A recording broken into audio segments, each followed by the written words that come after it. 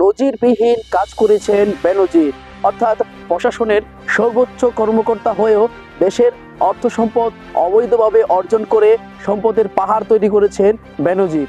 সৎ ও নিষ্ঠাবান কর্মচারী বা কর্মকর্তা যদি রাষ্ট্রে নিয়োগ না করা হয়, তাহলে দেশের সাধারণ মানুষ সহ বিভিন্ন পর্যায়ের মানুষ ক্ষতিগ্রস্ত হবে।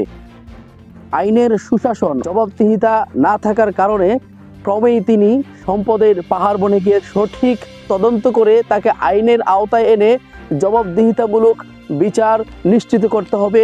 এটাই সাধারণ মানুষের দাবি। বাংলাদেশ যেন হয়ে উঠেছে অপরাধ ও দুর্নীতির স্বর্গরাজ্য। ভ্যাট ও ট্যাক্সের টাকায় যে দেশের সরকারি কর্মচারী কর্মকর্তাদের বেতন হয়, সেই সরকারি প্রশাসনের ঊর্ধ্বতন কর্মকর্তা হয়ে বেনজিরের মতো রক্ত পিপাসুরা কিভাবে মানুষের রক্ত চষে সম্পদের পাহাড় অর্জন করে, সেই লক্ষ্যে দুর্নীতি দমন কমিশন অবশ্যই সক্রিয় ভূমিকা রাখতে হবে। বাংলাদেশ দুর্নীতিমুক্ত হোক, মানুষ নির্বিঘ্নে নির্ভয়ে যাতে চলতে পারে, সেই প্রত্যাশাই আমরা করি। দর্শকবিন্দু, এবার বিদায় নিচ্ছি। নতুন কোনো প্রতিবেদন নিয়ে আবারও আপনাদের সামনে হাজির হব। সে পর্যন্ত সবাই ভালো থাকুন। আসসালামু আলাইকুম।